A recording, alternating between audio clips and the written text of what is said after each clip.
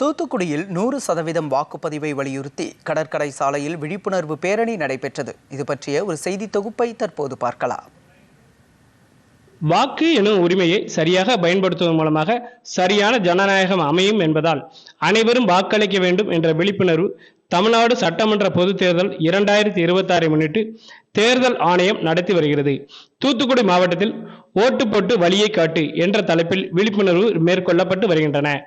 தூத்துக்குடி மாநகராட்சி, JCI pearl city queen bees, Saint Mary's கல்லூரி உன்னத் பாரத் அபியான் திட்டத்தினர் இணைந்து வாக்காளர் விழிப்புணர்வு பேரணி நடத்தினர். தூத்துக்குடி திரேஸ்வரம் முன்பிருந்து இந்த பேரணியை தூத்துக்குடி மாநகராட்சி உதவி ஆணையர் வெங்கட்ராமன் தொடங்கி வைத்தார். பேரணியில் உங்கள் வாக்கு உங்கள் சக்தி, உங்கள் நாளை தீர்மானிக்கும், vote for change, vote for future, உங்கள் வாய்ப்பை தவறவிடாதீர்கள், பொறுப்புடன் இருங்கள், உங்கள் வாக்கை செலுத்துங்கள் போன்ற பல்வேறு விழிப்புணர்வு பதாதைகளை கையில் ஏந்தியவாறு புனித மரியன்னை கல்லூரி மாணவிகள் மற்றும் தூய்மை பணியாளர்கள் பேரணியில் கலந்து கொண்டனர்.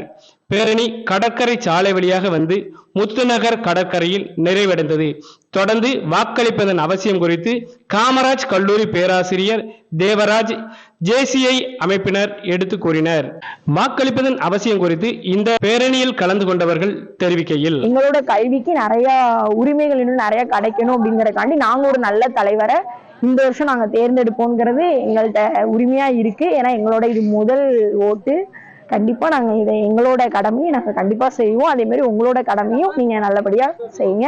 எல்லாரும் வாக்களிங்க. ஒரு நல்ல ஒரு தலைவரை நம்ம தேர்ந்தெடுக்கும் போது நம்மளால நல்ல ஒரு கல்வியையும் மருத்துவத்தையும் சுகாதாரத்தையும் நம்மளால அடைய முடியும். அதனால நம்ம எல்லாருமே வாக்களிப்பது நம்மளோட கடமை மட்டும் அல்ல, நம்மளோட உரிமையும் தான். எல்லாருமே வாக்களிக்கணும்னு கேட்டுக்கிறேன். DD தமிழ் செய்திகளுக்காக தூத்துக்குடி மாவட்ட செய்தியாளர் A. லக்ஷ்மணன்.